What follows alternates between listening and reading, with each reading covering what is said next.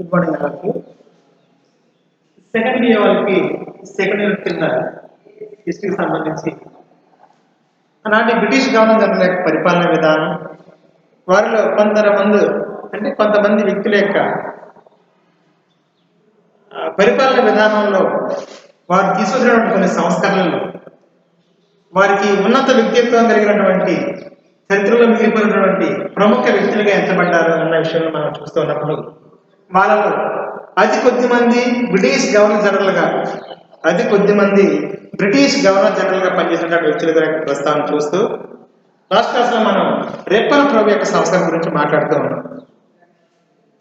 Already మనం భారతదేశానికి మొట్టమొదటి బ్రిటిష్ గవర్నర్ జనరల్ గా మొట్టమొదటి బెంగాల్ గవర్నర్ జనరల్ వచ్చినటువంటి వార్నర్ హేస్టింగ్స్ మొదలుకొని చిట్ట చివరి బ్రిటిష్ గవర్నర్ జనరల్ అయినటువంటి లార్డ్ మౌంట్ బాటన్ వరకు ఆయా వ్యక్తులు భారతదేశాన్ని పరిపాలించినటువంటి విధానం గురించి మాట్లాడుతున్నటువంటి క్రమంలో అతి కొద్ది మంది వ్యక్తులు మాత్రమే ఎక్కడి నుంచి వార్నర్ హేస్టింగ్స్ మొదలుకొని మొట్టమొదటి బెంగాల్ గవర్నర్ జనరల్ అయినటువంటి వార్నర్ హేస్టింగ్స్ మొదలుకొని 1947లో మన స్వతంత్రం వచ్చే వరకు కూడా చిట్ట చివరి బ్రిటిష్ గవర్నర్ జనరల్ అయినటువంటి లార్డ్ మౌంట్ బాటన్ వరకు కూడా అతి కొద్ది మంది వ్యక్తులు మాత్రమే భారతదేశంలో కొన్ని ప్రముఖ సంస్థలను ప్రవేశపెట్టి భారత అభ్యున్నతికి కృషి చేసినటువంటి వ్యక్తులుగా మనం చూస్తూ ఉన్నాం.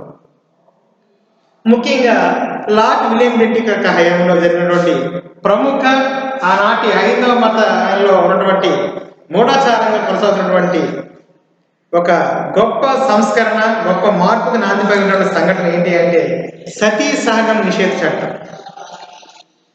అది 1829 సంవత్సరంలో భారతదేశంలో విలియం బెంటిక్ యొక్క హయాంలో ప్రవేశపెట్టినటువంటి గొప్ప సంస్కరణ. దానికి భారతీయ ప్రముఖ సంఘ సంస్కర్త అయినటువంటి రాజరామన్ యొక్క కృషి ఫలితంగా అది సాధ్యమైంది అనే విషయం మనం చూస్తాం. అంతేకాకుండా పాశ్చాత్య విద్య యొక్క ప్రభావం భారతదేశంలో ఏ విధంగా పనిచేసింది, పాశ్చాత్య సంస్కృతి ప్రభావం భారతదేశానికి ఆవశ్యకత ఉందని గమనించినటువంటి రాజరామన్ యొక్క కృషి ఫలితంగానే 1833లో రాజరామన్ చనిపోయినప్పటికీ అతని యొక్క విధానాన్ని కొనసాగిస్తూ భారతదేశంలో ఆంగ్ల భాష విద్య యొక్క ప్రాధాన్యత ఉందని గమనించినటువంటి కొంతమంది వ్యక్తుల యొక్క ప్రాధాన్యతతో భారతదేశంలో 1835 సంవత్సరంలో లార్డ్ మెకాలే నేతృత్వంలో విలియం బెంటిక్ యొక్క గవర్నర్ జనరల్ యొక్క హయాంలో భారతదేశంలో ఆంగ్ల విద్య ప్రవేశపెట్టబడింది అన్న విషయం మనం చూసాం. అయితే కొంతమంది ప్రముఖ వ్యక్తులు భారతదేశంలో శాశ్వతంగా ప్రజల హృదయాలు నిలిచిపోయినటువంటి వ్యక్తుల్లో విలియం బెంటిక్, అదేవిధంగా Lord Ripon, Sir Thomas Munro, చివరిసారిగా భారతదేశానికి రాజ్య పరిపాలన చేసినటువంటి కొంతమంది వ్యక్తులు సరసన గవర్నర్ జనరల్ కాకపోయినా బ్రిటిష్ వారు భారతదేశానికి సేవ చేసినటువంటి గుర్తుగా సర్ ఆర్థర్ కాటన్ ప్రముఖమైనటువంటి వ్యక్తిగా బ్రిటిష్ వాళ్ళు కొంతమంది శాశ్వత కీర్తిని పొందినటువంటి సందర్భం మనం చూస్తూ ఉన్నాం. భారతదేశానికి రాజ్య పరిపాలన చేసినటువంటి వ్యక్తులుగా చూసినటువంటి వాళ్ళలో లార్డ్ రిప్పన్ గురించి మాట్లాడుతూ భారతదేశానికి వచ్చినటువంటి రాజ్య ప్రతినిధుల్లో భారత ప్రజల యొక్క ప్రేమాభిమానాలు పొందినటువంటి ఒక ప్రముఖమైనటువంటి వ్యక్తిగా మనం లార్డ్ రిప్పన్ గురించి మనం మాట్లాడుతూ ఉన్నాం. ప్రజల యొక్క సంక్షేమమే తన కర్తవ్యంగా భావించి రాజ్య పరిపాలన చేసినటువంటి ముఖ్యమైనటువంటి వ్యక్తుల్లో లార్డ్ రిప్పన్ ఒకరిగా మనం చెప్పొచ్చు.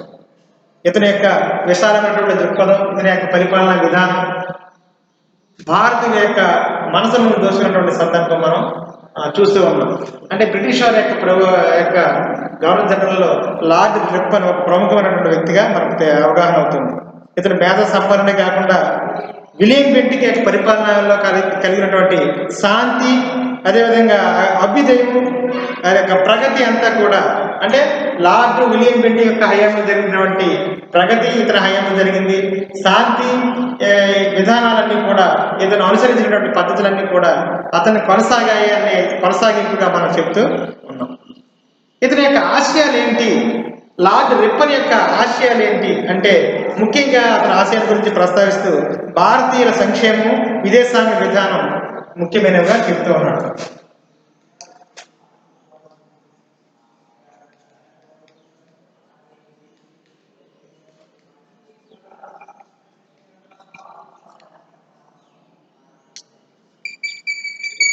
విదేశాంగ విధానంలో ముఖ్యంగా శాంతిని నెలకొల్పడం, యుద్ధాలను నివారించడం.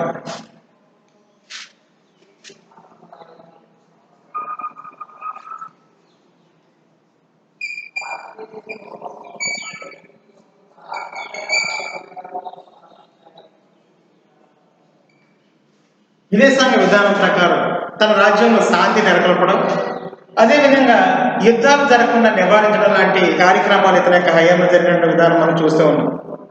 స్థానిక పరిపాలన ద్వారా ప్రజలను చైతన్యవంతులు చేయాలనే ఉద్దేశంతో స్థానిక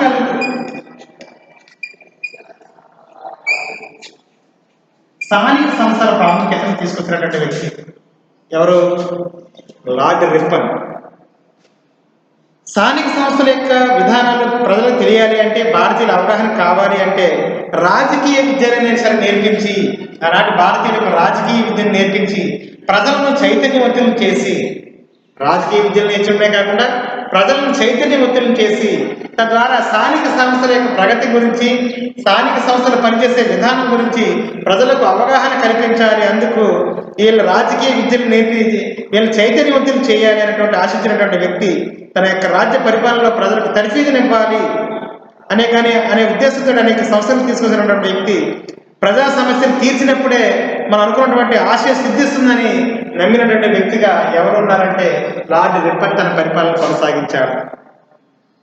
లార్డ్ రిప్పన్ యొక్క తన పరిపాలన కాలంలో ముఖ్యంగా అతను ప్రవేశపెట్టిన సంస్కరణ విషయం మనం ఒకసారి చూస్తే, అతని యొక్క పరిపాలన విధానం, అతని సంస్కరణ యొక్క ఆ విధానం ఒకసారి మనం చూద్దాం. లార్డ్ రిప్పన్ యొక్క పరిపాలన కాలంలో భారతదేశంలో అతను ప్రవేశపెట్టినటువంటి సంస్కరణ గురించి మనం చూస్తే, ఆ స్వదేశీ విధానం, ఆంతరంగిక విధానంలో అతను భారతదేశంలో ప్రవేశపెట్టిన సంస్కరణలుగా ప్రాంతీయ భాషా చట్టం, అంటే ప్రాంతీయ యొక్క పత్రికలకు పూర్తి స్వేచ్ఛనిచ్చే అవకాశం కల్పించినటువంటి చట్టం ప్రాంతీయ భాషా చట్టం, స్వాతంత్ర చట్టం అనేది. అంటే పత్రికలకు స్వేచ్ఛ, స్వతంత్రత కలిగినటువంటి చట్టాన్ని అతను ప్రవేశించినటువంటి విధానం. కర్మాగార చట్టం రెండవది. కర్మాగార చట్టం అంటే కర్మాగారంలో పనిచేసే స్త్రీలు, అదేవిధంగా యొక్క పిల్లలకు సంబంధించినటువంటి పని గంటలు, వాళ్ళ యొక్క పని విధానం, వాళ్ళకి సంబంధించినటువంటి వేతన సౌకర్యాలు, సెలవులకు సంబంధించినటువంటి ఒక ప్రముఖ చట్టాన్ని కర్మాగారంలో పనిచేసే వ్యక్తుల కోసం ప్రవేశపెట్టిన చట్టం కర్మాగార చట్టం. అంతేకాకుండా స్థానిక స్వపరిపాలన సంస్కరణ అంటే పరిపాలన తాలూకా, మండలాలు, లేకపోతే యొక్క జిల్లాలు, గ్రామాల స్థాయిలో పరిపాలన ఏ విధంగా కొనసాగాలన్న విధానం గురించి, స్థానిక సంస్థల యొక్క పరిపాలన విధానం గురించి ప్రజల్లో అవగాహన కల్పించడానికి నూతనంగా ప్రవేశపెట్టిన సంస్కరణలు స్థానిక స్వపరిపాలన సంస్కరణలు. బ్రిటిష్ వాళ్ళ యొక్క పరిపాలనా కాలంలో స్థానిక స్వపరిపాలన సంస్థ అనగానే మనకి లార్డ్ రిప్పన్ యొక్క విధానం మనకు గుర్తుకొస్తూ ఉంటుంది. అదేవిధంగా సివిల్ సర్వీస్ సంస్థలు, సివిల్ రంగానికి సంబంధించి భారతదేశంలో అత్యున్నతమైనటువంటి ప్రభుత్వ విధానంలో ప్రముఖ పాత్ర పోస్తున్న అధికారులు అయినటువంటి సివిల్ సర్వీస్ అధికారుల యొక్క రాతపూర్వక విధి విధానాల గురించి, వాటిలో చేసినటువంటి నూతన మార్పుల గురించి విధానం దీనిలో పొందపరిచారు. అంతేకాకుండా విద్యా సంస్థలు, నాటి భారతదేశంలో కొనసాగుతున్నటువంటి విద్యా సంస్థల ప్రాధాన్యత గురించి లార్డ్ రిప్పన్ ప్రవేశించినటువంటి సంస్కరణ. ఇందులో మొట్టమొదటిసారిగా చూస్తే ప్రాంతీయ భాషా చట్టం యొక్క ప్రాధాన్యతను గుర్తిస్తే, లార్డ్ రిప్పన్ కంటే ముందుగా లార్డ్ లిట్టన్ యొక్క పరిపాలనా కాలంలో భారతదేశంలో ఈ యొక్క ప్రాంతీయ భాషా చట్టం ప్రకారం అనేక పత్రికలు తమ స్వాతంత్రాన్ని కోల్పోయాయి. ముఖ్యంగా లార్డ్ లిట్టన్ యొక్క పరిపాలనా కాలంలో పత్రికలకు స్వేచ్ఛ నశించింది, ఎటువంటి స్వేచ్ఛ లేకుండా పోయింది. ఆ పత్రికలకు స్వేచ్ఛను హరించడం అనేది జరిగింది. అంతేకాకుండా పత్రికలన్నీ కూడా ఆంగ్ల భాషలోనే ముద్రితం కావాలని లార్డ్ లిట్టన్ ఒక చట్టాన్ని తీసుకురావడం అనేది జరిగింది. ఎప్పుడైతే ఆంగ్ల భాషలోనే పత్రికల ముద్రణ జరగాలి, పత్రికలకు ఎటువంటి స్వేచ్ఛ లేకుండా ఉండడం లాంటి కార్యక్రమాలు జరిగినాయో ప్రాంతీయ భాషలు తన మనుగడను కోల్పోయాయి. ప్రాంతీయ భాషలో తన మనుగడను కోల్పోయాయి. ఎందుకంటే ఆంగ్ల భాషలోనే పత్రికలు కొనసాగాలి కాబట్టి ప్రాంతీయ భాషలలో పత్రికలు కొనసాగే అవకాశం లేక తన మనుగడను కోల్పోయినటువంటి పరిస్థితి ఏర్పడింది. ఇలాంటి సమయంలో లిటర్ అనంతరం రాజ్యానికి వచ్చినటువంటి లార్డ్ రిప్పన్ పత్రికలకు ప్రత్యేకమైనటువంటి భాషా చట్టం విధానం లేకుండా ప్రాంతీయ భాషలకు ప్రాధాన్యత వహిస్తూ ఒక చట్టాన్ని తీసుకొచ్చినటువంటి సందర్భం మనం చూసే ఉంటాం. ఎప్పుడైతే రిటన్ ఆ చట్టాన్ని సవరించి లార్డ్ లిట్టన్ యొక్క చట్టాన్ని సవరించి రిప్పన్ ఏం చేశారంటే పత్రికలకు స్వేచ్ఛ ఇవ్వడమే కాకుండా పత్రికలు తమ యొక్క మనోభావాలకు అనుగుణంగా పత్రిక రచన చేయడానికి అవకాశం ఎప్పుడైతే కల్పించాడో ఆ పత్రికలో ఉన్నటువంటి ప్రముఖ వ్యక్తులు పత్రిక రచయితలు వాళ్ళందరికీ కూడా ఈ యొక్క లార్డ్ రిప్పన్ ని ఫ్రెండ్ ఆఫ్ ఇండియన్ గా ప్రస్తావించారు.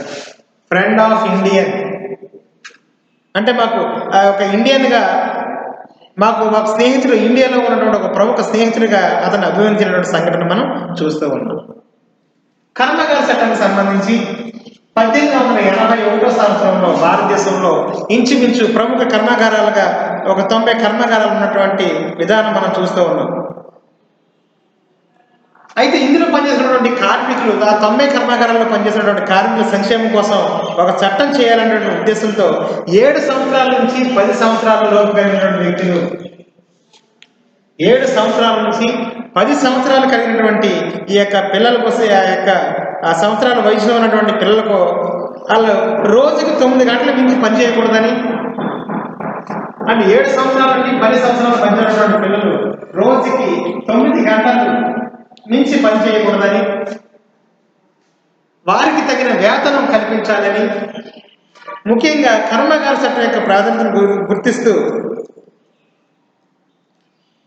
అపాయకరమైనటువంటి ప్రదేశాల్లో స్త్రీలు కానీ పిల్లలు కానీ పనిచేయకుండా కొన్ని ఆజ్ఞలు జారీ చేశారు.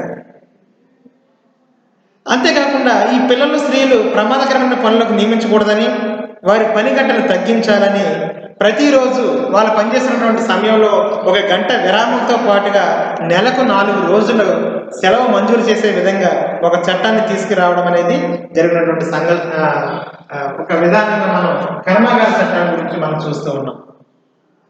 అంటే వాళ్ళు పనిచేసినటువంటి 9 గంటల పని దినాల్లో కంపల్సరీగా 1 గంట వాళ్ళకి విరామ సమయంతో పాటుగా నెలకి 4 రోజుల పని దినాల్లో వాళ్ళకి సెలవు మంజూరు చేసే విధంగా కొన్ని చట్టాలను రూపొందించినటువంటి విధానం మనం చూస్తూ ఉన్నాం.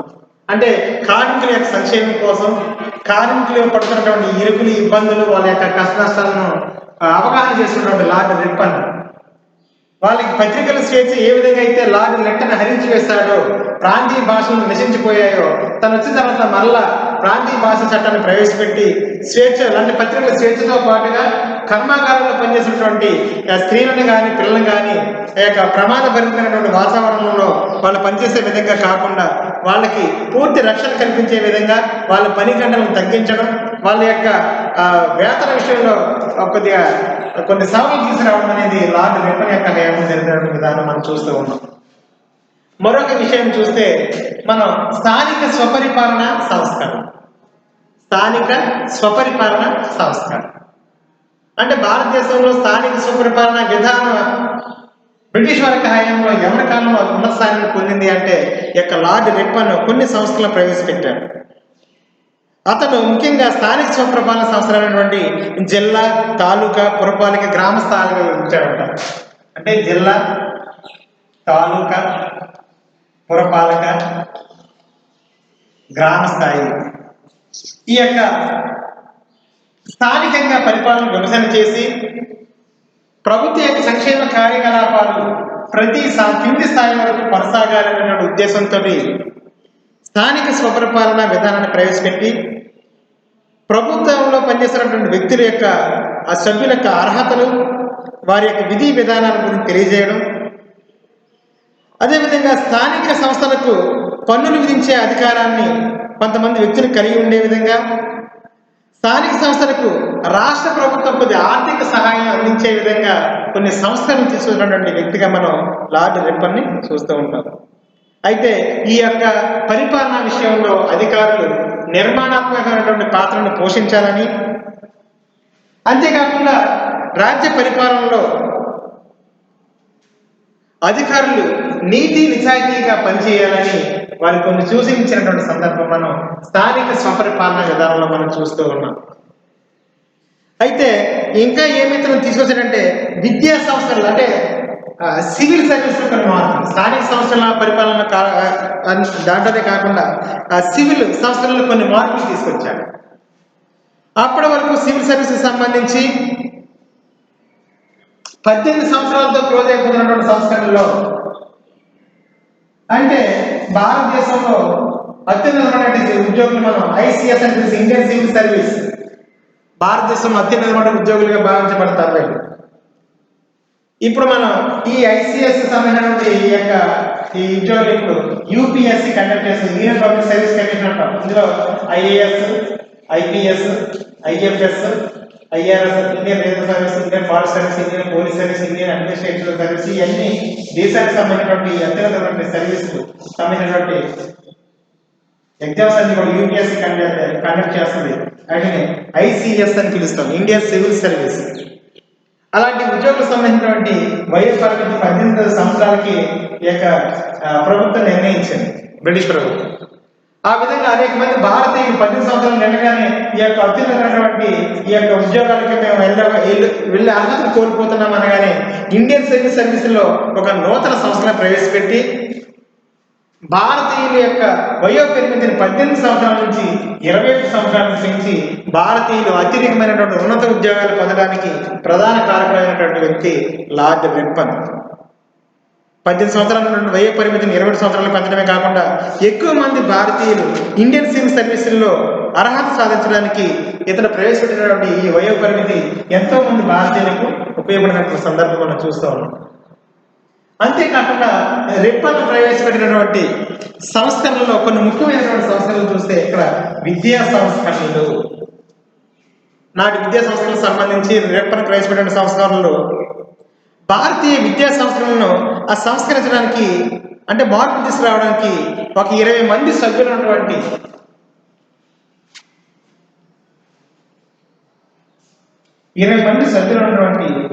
హంటర్ నాయకత్వంలో ఒక కమిషన్ ఏర్పాటు చేయడం అనేది జరిగింది. భారతీయ విద్యారంగంలో నూతన సంస్కరణలు తీసుకురావాలనే ఉద్దేశంతో భారతీయ విద్యారంగాన్ని సంస్కరించడానికి 20 మంది సభ్యులు గల ఒక కమిషన్ హంటర్ నాయకత్వంలో కమిషన్ ఏర్పాటు చేయడం అనేది జరిగింది. దాన్ని హంటర్ కమిషన్ అని పిలుస్తాం. ఈ హంటర్ కమిషన్ కొన్ని సిఫార్సులు చేసిందనమాట. ఏంటి ఆ సిఫార్సులు అంటే ప్రాథమిక విద్య, మాధ్యమిక అండ్ సెకండరీ విద్య కూడా విద్యా వ్యాప్తికి కృషి చేయాలి. ముఖ్యంగా విద్య ఒక ఉన్నత స్థాయికి ఎదగాలంటే ప్రాథమిక, సెకండరీ విద్యకు అత్యధిక ప్రాధాన్యత ఇవ్వాలి. హంటర్ కమిషన్ తీసుకున్నటువంటి సిఫార్సులలో మొట్టమొదటిసారి ఏం చూసింది హంటర్ కమిషన్ అంటే ప్రాథమిక స్థాయికి, సెకండరీ స్థాయికి అత్యధిక ప్రాధాన్యత ఇవ్వాలి అన్న విషయం గురించి ప్రస్తావించింది. అంతేకాకుండా ఉన్నత విద్యకు సంబంధించి చూసుకుంటే ఉన్నత విద్య ప్రైవేటుకి అంటే ప్రైవేట్ వ్యక్తుల యొక్క ఆధ్వర్యంలో ప్రైవేటు యాజమాన్యం వారు ఉన్నత విద్యను కొనసాగించడానికి, ఉన్నత విద్యకు ప్రోత్సహించడానికి ముందుకు రావాలి అని తెలియజేసింది. అంతేకాకుండా విద్యా సంస్థలకు తన వంతు సహకారంగా ప్రభుత్వం ఆర్థిక సహాయాన్ని అందించాలి. ప్రాథమిక విద్య, మాధ్యమిక విద్య లేకపోతే సెకండరీ విద్యకు ప్రభుత్వం నాయకత్వం వహిస్తున్నప్పటికీ ఉన్నత విద్య ప్రైవేటు యాజమాన్యం అంటే ఉన్నత విద్య నిర్వహించడానికి ప్రైవేటు యాజమాన్యం ముందుకు రావాలి. అట్ ది సేమ్ టైం విద్యా సంస్థలు తన మనుగడను సాధించాలంటే ప్రభుత్వం కొంత మొత్తం ఆర్థిక సహాయాన్ని అందించాలని విద్యా సంస్థలలో భాగంగా హంటర్ కమిషన్ తన నివేదికలో తెలియజేసింది. అంతేకాకుండా ఈ సిఫార్సులన్నీ కూడా అనుసరించాలి అని ఈ సిఫార్సులు ఎప్పుడైతే రిప్పన్ పంపించారో రిప్పన్ వెంటనే ఈ సిఫార్సులన్నింటినీ కూడా అమలు చేయాలని ఉత్తర్వులు జారీ చేసినటువంటి విషయం మనం చూస్తూ ఉన్నాం. అంటే ఎప్పుడైతే హంటర్ కమిషన్ ఒక కమిటీ రూపొంది ఈ హంటర్ కమిషన్ ద్వారా కొన్ని విధానాలని రిప్పన్ ప్రభు పంపించడం జరిగిందో వెంటనే రిప్పన్ ప్రభు వీటిని అంగీకరించడం, వెంటనే అమలు జరిగేల వాటికి ప్రభుత్వ అధికారులు నియమించినటువంటి సందర్భం మనం చూస్తూ ఉన్నాం. అయితే లార్డ్ రిప్పన్ ప్రవేశపెట్టినటువంటి సంస్కరణలో ఆర్థిక సంస్థ గురించి చూద్దాం. కొన్ని సంస్కరణలో ఆర్థిక సంస్కరణలో మొట్టమొదటిగా ప్రజాహిత సంస్కరణ. ప్రజల హితం కోరి అతను భారతదేశంలో ఉన్నటువంటి ప్రజల యొక్క అభిమానాన్ని, ప్రజల యొక్క పరిసరాలను కోరి అతను ప్రవేశపెట్టిన సంస్థల విషయంలో చూస్తే మొట్టమొదటిసారిగా వ్యవసాయ రంగం, భారతదేశంలో ఉన్నటువంటి అనాథ కాలంగా కొనసాగుతున్నటువంటి వ్యవసాయ రంగం యొక్క ప్రాధాన్యతను గుర్తించి వ్యవసాయ రంగ అభివృద్ధి కోసం లార్డ్ రిప్పన్ వ్యవసాయ రంగ అభివృద్ధి కోసం ఇంచుమించు 1200 మైళ్ళు పొడవున కాలువలు త్రవ్వించి 1,00,000 ఎకరాలను పైగా సాగులో తీసినటువంటి సందర్భం మనం చూస్తున్నాం. లార్డ్ రిప్పన్ ఆనాడు భారతదేశం అనాథకాలం నుంచి వ్యవసాయ రంగం కాబట్టి వ్యవసాయ రంగం మీద ఆధారపడి వ్యవసాయమే వెన్నెముకగా భారత ఆర్థిక అభివృద్ధికి జాతీయ ఆదాయంలో అత్యధిక ఆదాయం వ్యవసాయ రంగం నుంచి లభిస్తుంది కాబట్టి ప్రాథమిక రంగంగా ఉన్నటువంటి వ్యవసాయాన్ని అభివృద్ధి చేసి వ్యవసాయ రంగ అభివృద్ధి కోసం 1200 మైళ్ళు పొడవైన కాలువలను నిర్మించి వ్యవసాయ రంగం నుంచి 1,00,000 ఎకరాలను సాగులోకి తీసుకొచ్చినటువంటి ప్రముఖ వ్యక్తిగా మనం రిప్పన్ గురించి మాట్లాడుతూ ఉన్నాం. దేశవ్యాప్తంగా రవాణా సౌకర్యాన్ని పెంపొందించడమే కాకుండా ఇంచుమించు భారతీయులకు అనేక ఉన్నతమైన పదవులు ఇవ్వడమే కాకుండా భారత ప్రజల ప్రగతిని కాశించినటువంటి ప్రముఖ వ్యక్తి ఆనాటి బ్రిటిష్ గవర్నర్ జనరల్ అయినటువంటి లార్డ్ రిప్పన్. అంతేకాకుండా అతడు ఆర్థిక సంస్థలకు సంబంధించి అతడు ప్రవేశపెట్టిన సంస్థలను చూస్తుంటే కౌలు రక్షణ చట్టాలు, కౌలు రక్షణ కోసం కౌలు యొక్క కమతాలు అంటే కౌలు తీసుకున్నటువంటి వాళ్ళ కమతాలు చేసినటువంటి వాళ్ళకి ప్రత్యేకమైనటువంటి ఒక చట్టాన్ని తీసుకురావడం, ఆనాటి ఆయుధ కర్మాగారాన్ని రద్దు చేయడమే కాకుండా దేశ ప్రజల పరిశ్రమలను దేశంలో పరిశ్రమలు అభివృద్ధి కోసం చట్టాలు చేసినటువంటి సందర్భం. అంటే ఆయుధ కర్మాగార చట్టాన్ని నిర్మూలన చేసి భారతదేశంలో స్థానిక పరిశ్రమలు, ప్రాంతీయ పరిశ్రమల అభివృద్ధి కోసం అతను నిరంతరం శ్రమించినటువంటి విధానం మనకి తెలుస్తూ ఉంది. ముఖ్యంగా దేశీయ పరిశ్రమలు స్టార్ట్ చేసి ఎవరైతే దేశీయ పరిశ్రమలు స్టార్ట్ చేయడానికి అనుకూలంగా ఉన్నారో వాళ్ళని ఉత్సాహపరిచి వాళ్ళ ద్వారా అనేక పరిశ్రమలు స్టార్ట్ చేయడానికి రిప్పన్ కృషి చేసినటువంటి సందర్భం మనం చూస్తూ ఉన్నాం.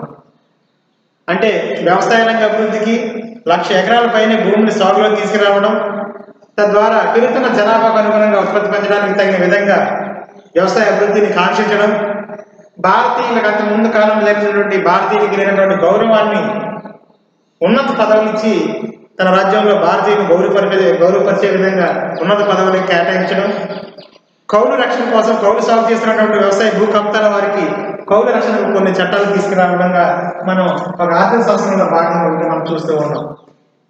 అంతేకాకుండా విద్యా సంస్థలలో భాగంగా కానీ అతను ప్రవేశపెట్టినటువంటి న్యాయస్థానంలో ప్రవేశపెట్టినటువంటి కొన్ని బిల్లులకు ప్రాధాన్యత చూస్తుంటే ఎల్బర్ట్ బిల్లు, విద్యా సంస్థలలో భాగంగా మనం అంటర్ కమిషన్ యొక్క విధానం చూసాం.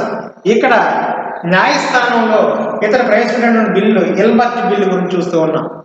ఏంటి న్యాయస్థానం సంబంధించిన బిల్లు అంటే భారతదేశానికి రిప్పన్ గవర్నర్ జనరల్గా వచ్చే సమయానికి అనేక మంది భారతదేశంలోని భారతీయ న్యాయవాదులు మెజిస్ట్రేట్ స్థాయి దానికి న్యాయమూర్తులుగా పదవి పొందినటువంటి సందర్భం చూస్తూ ఉన్నాం.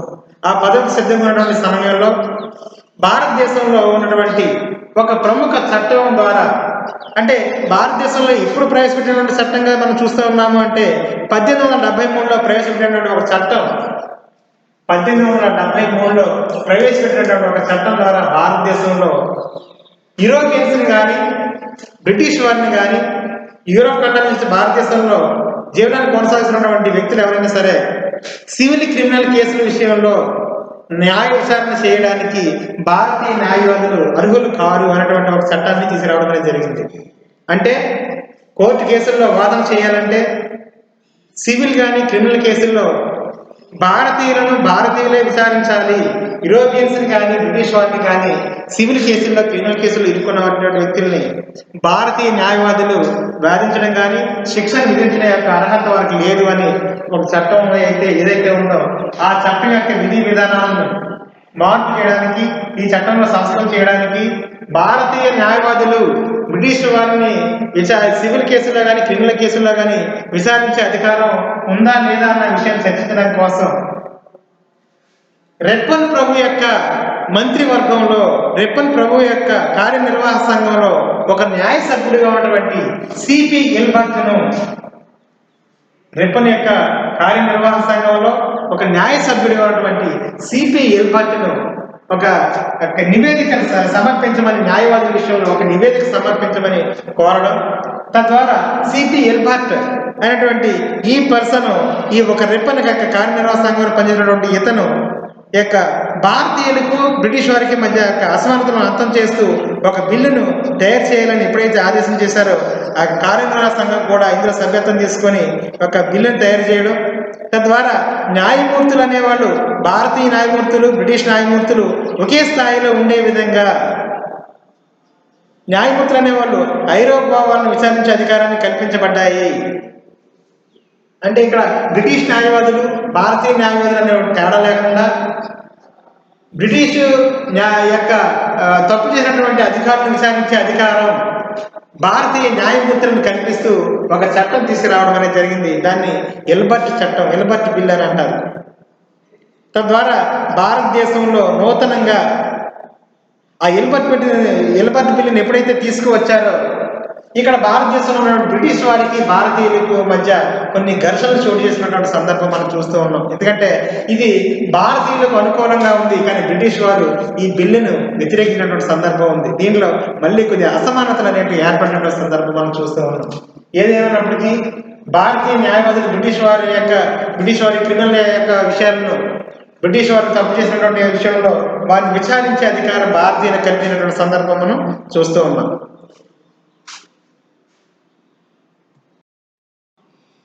నెక్స్ట్ వన్, రిప్పన్ అనుసరించినటువంటి విదేశాంగ విధానం. ఆంధ్రకి విధానం యొక్క పద్ధతి చూస్తే మనం మాట్లాడాలి. ఇప్పుడు విదేశాంగ విధానానికి వస్తాం. ఆఫ్ఘన్ విధానం.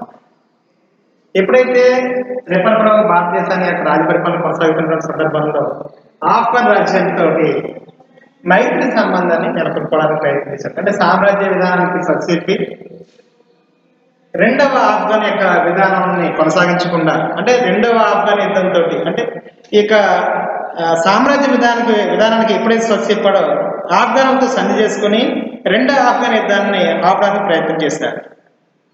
రెండవ ఆఫ్ఘన్ యుద్ధాన్ని ఆపే ప్రయత్నం చేశాడు.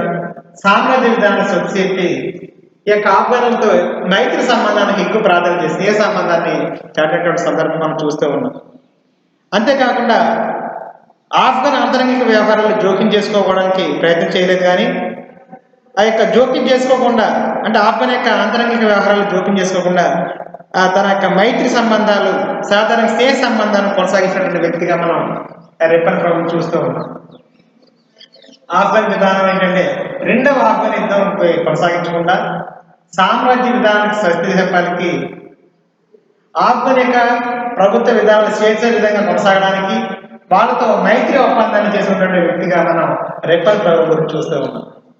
అంతేకాకుండా విదేశాంగ విధానంలో బర్మాతో అనుసరించినటువంటి విధానం చూస్తే మరొక విధమైనటువంటి బర్మా దేశంతో ఈ యొక్క రిప్పన్ ప్రభు స్నేహ సంబంధమైన వాతావరణం కలిగి, ఎప్పుడైతే ఫ్రెంచ్ అధికారులు మాండలేలో కనిపించారో అయినప్పటికీ కూడా ఆనాటి మాండలే భారతదేశంలో అంతర్భాగం బ్రిటిష్ వారి రాజ్యంలో బర్మా కొనసాగుతున్న సందర్భంలో బర్మా విధానం అంటే ఈ బర్మా యొక్క ప్రాంతం అయినటువంటి రాజ్యంలో మాండలేలో బ్రిటిష్ వారికి ఆపోజిట్ ఉన్నటువంటి ఫ్రెంచ్ వారు కొన్ని కార్యకలాపాలు, కొన్ని కట్టడాల నిర్మాణాలు ఫ్రెంచ్ వారు కొనసాగిస్తున్నప్పటికీ వారితో స్నేహపూర్వకమైనటువంటి వాతావరణం నెలకొల్పి వారితో ఎటువంటి ఘర్షణ పడకుండా బర్మాలో ఒక నూతన విధానాన్ని, నూతన సంస్కరణలకి నాంది పలికి స్నేహపూర్వకమైనటువంటి వాతావరణాన్ని కలిగి ఉన్నటువంటి వ్యక్తి లార్డ్ రిప్పన్.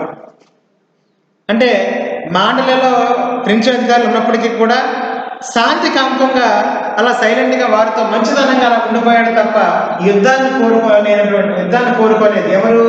Lord Ripon. యుద్ధ విషయాలు ఎక్కువ ప్రాధాన్యత ఇవ్వలేదు. అంతేకాకుండా మైసూరుతో సంబంధం, కర్ణాటక ప్రాంతం చెందినటువంటి మైసూరు యుద్ధాలకు సంబంధించినటువంటి బ్రిటిష్ వారికి, టిప్పు సుల్తాన్ సంబంధించినటువంటి మైసూరు ప్రాంతానికి సంబంధించినటువంటి యుద్ధాల విషయంలో ముఖ్యంగా ఆనాటి బెంటింగ్, లార్డ్ విలియం బెంటింగ్ చేసినట్టే తన విధానాలతోటి ఆ మైసూరు యుద్ధాలు కొన్ని ప్రాంతాలను ఆక్యుపై చేసుకున్నాడు. కానీ రిప్పన్ ఏం చేశారంటే ఎప్పుడైతే ఆ మైసూర్ని ఆక్యుపై చేస్తున్నాడో లార్డ్ విలియం బెంటింక్ హయాంలో ఆక్యుపై చేస్తున్నటువంటి ఆ ప్రాంతాలని తిరిగి వాళ్ళకి ఆ హిందూ రాజపుత్ర రాజులుగా ఉన్నటువంటి వడయార్ వంశానికి తిరిగి ఇచ్చేశాడు అనమాట. వడయార్ హిందూ రాజపుత్ర రాజులైనటువంటి హిందూ రాజవంశానికి చెందినటువంటి వడయార్ రాజవంశీయులకి మళ్ళీ ఆ మైసూరు ప్రాంతాన్ని ఆక్రమించినటువంటి ప్రాంతాన్ని తిరిగి ఇచ్చేస్తాడు. లార్డ్ విలియం బెంటింక్ యొక్క హయాంలో దుష్పరిపాలన అంటే తన రాజ్యానికి వచ్చినటువంటి కాలంలో ఒక రాజ్య కాంక్షతోటి ఆ మైసూరుతో ఉన్నటువంటి సంబంధాలను అనుభవం తీసుకొని ఈ మైసూరు ప్రాంతాన్ని ఆక్రమణ చేసినటువంటి సందర్భంలో లార్డ్ రిప్పన్ బ్రిటిష్ రాజప్రతినిధిగా ఉన్న లార్డ్ రిప్పన్ భారతదేశానికి వచ్చిన తర్వాత హిందూ వడయార్ అంటే హిందూ వడయార్ రాజవంశకు చెందినటువంటి ఈ యొక్క మైసూరు ప్రాంతాన్ని మరలా తిరిగి వాళ్ళకి ఇచ్చేయడమే కాకుండా వాళ్ళతో ఒక మంచి శాంతి ఒప్పందాన్ని మంచి ఒక సోదర భావాన్ని కలిగినటువంటి విధానాన్ని అనుసరించినటువంటి సందర్భం మనం చూస్తూ ఉన్నాం. అంటే ఎప్పుడైతే ఈ మైసూరు ప్రాంతాన్ని మళ్ళీ ఈ హిందూ వడయార్ వంశీయులకు అప్పజెప్పేశారో వాళ్ళతో ఒక శాంతి ఒప్పందం, ఒక శాంతి సోదర భావాన్ని కలిగినటువంటి విధానం మనం విదేశాంగ విధానంలో మనం చూస్తూ ఉన్నాం. అంటే ఆంతరిక విషయాలతోనే కాకుండా విదేశాంగ విధానంతో కూడా ఆఫ్ఘన్తో విధానంలో కానీ బర్మా విధానంలో కానీ మైసూర్ విషయంలో కానీ తన యొక్క శాంతి కాంతి ఒప్పందానికి అత్యధిక ప్రాధాన్యత ఇచ్చినటువంటి ఈ యొక్క బ్రిటిష్ గవర్నర్ జనరల్ ఎవరంటే లార్డ్ రిప్పన్ అన్న విషయం మనకు అవగాహన అవుతుంది. ఇతని యొక్క విధానాలు చూస్తుంటే ఇతను గొప్పతనంగా మనం ఇతను ప్రవేశపెట్టినటువంటి సంస్కరణలు కానివ్వండి, ఇతర ఆర్థిక సంస్కరణలు కానివ్వండి, ఇతర సంస్కరణలు కానివ్వండి, ఇతను భారతీయులకు అంటే విశ్రాంతి లేకుండా కృషి చేసినటువంటి గొప్ప వ్యక్తి ఈ యొక్క లార్డ్ రిప్పన్.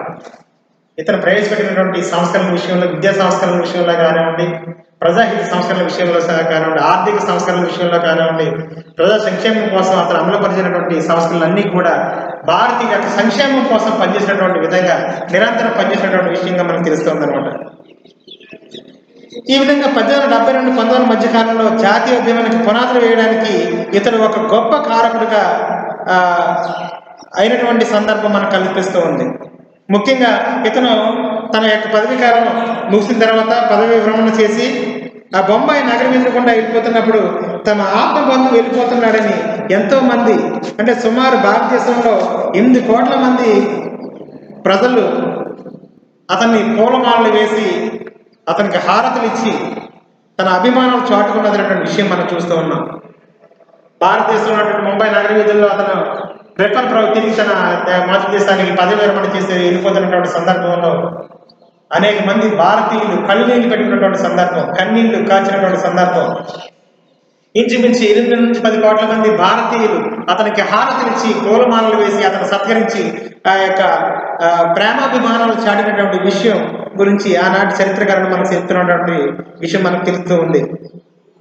భారతదేశంలో అనేక ప్రజా సంస్కరణలు, నూతన సంస్కరణలు ప్రవేశపెట్టి భారతీయుల యొక్క మనసును దోచుకున్నటువంటి ప్రముఖ బ్రిటిష్ గవర్నర్ జనరల్లో రిప్పన్ ఒక ముఖ్యమైనటువంటి వ్యక్తిగా ఉన్నాడన్న విషయం మనకి అవగాహన అవుతుంది.